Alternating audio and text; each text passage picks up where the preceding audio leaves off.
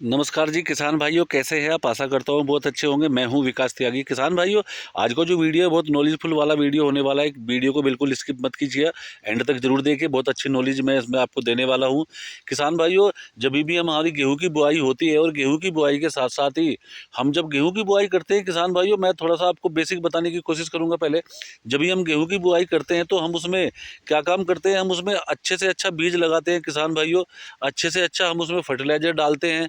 अच्छे से अच्छी हम क्वालिटी को जो आप पानी है वो समय से देते हैं जी।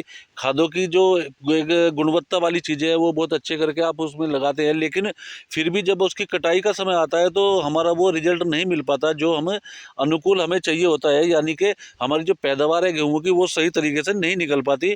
और हम सोचते हैं किसान भाइयों कि ये कहीं ना कहीं भाई हमारी किस्मत में ऐसा था या मौसम अनुकूल नहीं था। किसान भाइयों, वो चीज़ें एक अलग चीज़ है, लेकिन हमारी कुछ गलती हो जाती है, गेहूं बुआई पर गलती हो जाती है। और आज उसी गलती के लिए मैं आपको ये वीडियो बना के देने वाला हूं, क्योंकि एक मेरे किसान भाई हैं बिजनौर साइड से, उन्होंने मुझको बोला था, उन्होंने एक गलती की है और मैंने उनको बताया है, लेकिन अब वो काम कर चुके हैं। तो मैंने ये वीडियो बनाने का प्रॉपर मेरा मोटो भी यही है कि जो एक किसान भाई ने गलती की है वो दूसरा किसान भाई ना करे। तो किसान भाइयों, पहले मैं आपको बताता हूँ, जो मेरे बिजनौर साइड के किसान भाई है उन्होंने जो गेहूँ बोए, उन्होंने बेसल डोज जो लगाई गेहूँ के अंदर, जो आप जब गेहूँ की बुआई करते हैं तो जो बेसल डोज जो लगाई उसमें उन्होंने जिंक लगा दिया साथ में।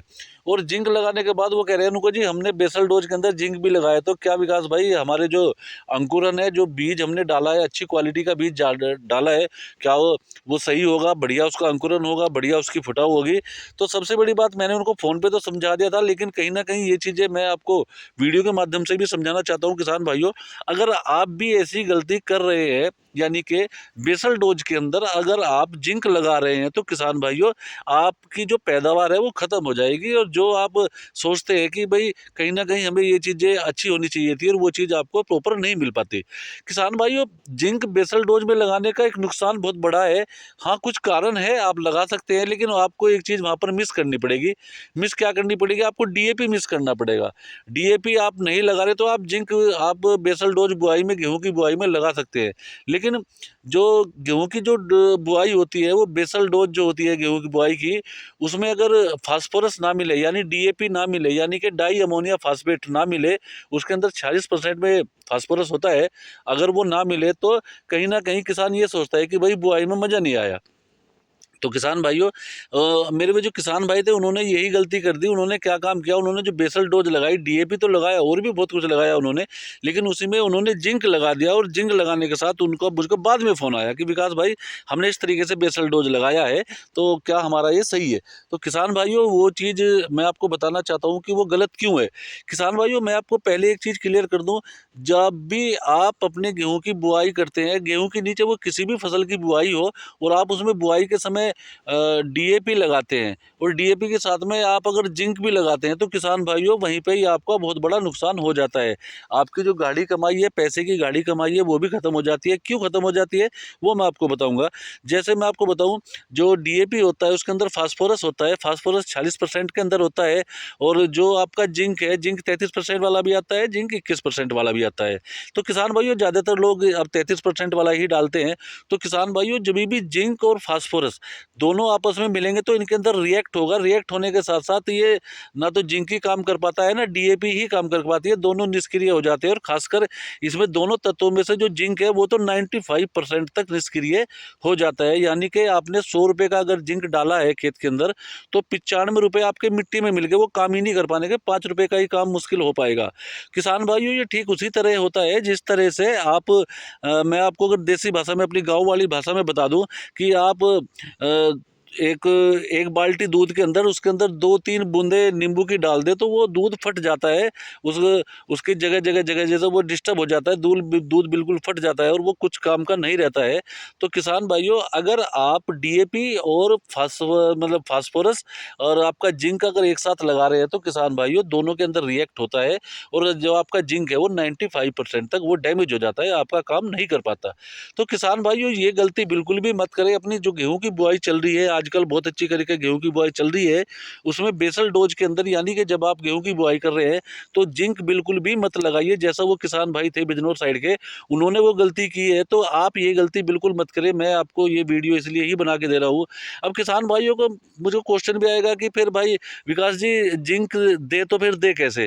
तो किसान भाइयों मैं आपको एक चीज़ क्लियर कर दूं, अगर आप अपने खेत के अंदर जिंक देना चाहते हैं, और जिंक देना भी चाहिए, गेहूं में जिंक देना भी चाहिए किसान भाइयों, जब भी आप अपने खेत की पहली सिंचाई करते हैं, पहली सिंचाई का मतलब जब आप गेहूं बो लेते हैं और 22 से 23-24 दिन तक, कहीं कहीं 25 दिन पे भी हो जाती है पहली सिंचाई। अमूमन अगर एग्रीकल्चर साइंस की बात करें तो 22 दिन के अंदर रिकमेंडेड है कि भाई हम उसको सिंचाई, पहली सिंचाई कर दें। तो किसान भाइयों जब भी आप पहली सिंचाई करें तो उससे एक दिन पहले या उसके जो बाद में, सिंचाई के बाद में जब ये आप खेत में चलने लायक हो जाए तो यूरिया डलता है। और यूरिया के साथ में मैं आपको एक चीज़ क्लियर कर दूं, यूरिया अगर आप डाल रहे हैं और जिंक डाल रहे हैं तो यूरिया का और जिंक का मेल बहुत अच्छा है किसान भाइयों। जब भी आप जिंक डालें तो यूरिया के साथ में मिला के डालें। 33% वाला जिंक जब भी डालें तो यूरिया के साथ में मिला के डालें। वो क्या काम करता है, जिंक जो है जब वो उसके साथ में मिलता है वो उसके ऊपर, यूरिया के दाने के ऊपर लेयर बना लेता है, और जैसे ही वो खेत के अंदर पड़ता है तो जो यूरिया का जो एक स्वभाव है वो बहुत जल्दी रिस जाता है खेत के अंदर, बहुत जल्दी खत्म हो जाता है, गल जाता है खेत के अंदर। जो आज आपने एक दाना घेर दिया तो उसके 2-4 मिनट बाद आपको पता चलेगा कि वो दाना वहाँ पे खत्म हो गया, क्योंकि वो रिलीज हो चुका है, यूरिया मिट्टी में जा चुका है। तो जब भी आप यूरिया लगाते हैं तो उसके साथ में 33% वाला जिंक किसान भाइयों बिल्कुल लगाइए, और वो आपको बहुत अच्छे रिजल्ट निकाल कर वहाँ पर देगा। और सबसे बड़ी जो गलती ये होती है कि बेसल डोज के अंदर जो हम लगाते हैं, जिंक लगाते हैं, वो बिल्कुल भी उससे परहेज करिए, क्योंकि वो वहाँ पर आपका बहुत बड़ा नुकसान किसान भाइयों हो जाता है।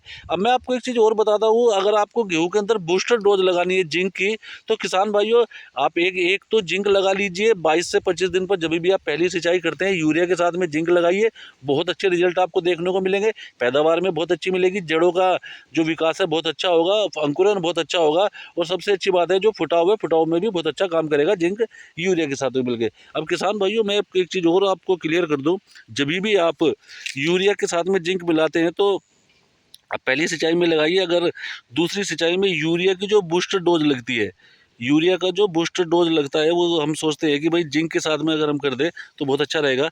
लेकिन किसान भाइयों मैं एक चीज़ क्लियर करूँ आपको, अगर आप अपने गेहूं को एक बूस्टर डोज देना चाहते हैं तो किसान भाइयों आपको एक जिंक मार्केट में आता है EDTA फॉर्म में, यानी चिलेटेड फॉर्म में जिंक आता है किसान भाइयों। आप जब भी आपका खेत 30 से 35 दिन का हो जाए तो आप एक डोज उसकी ज़रूर लगा लेना।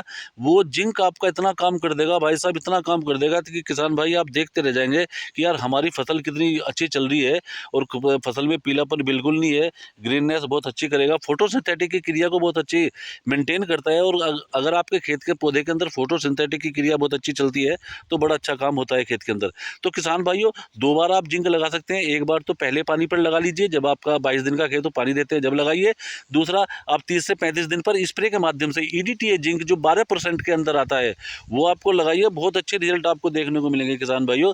आशा करता हूँ जो मैंने आपको जानकारी दी है वो आपको अच्छी लगी होगी, अच्छी लगी तो चैनल को सब्सक्राइब कीजिए, लाइक कीजिए, और ऐसी ही वीडियो देखने के लिए चैनल को प्यार दीजिए। और मैं बहुत जल्दी आपसे एक दूसरी वीडियो में मिलूँगा, मिलता हूँ जी एक नेक्स्ट वीडियो के साथ में। बहुत बहुत धन्यवाद।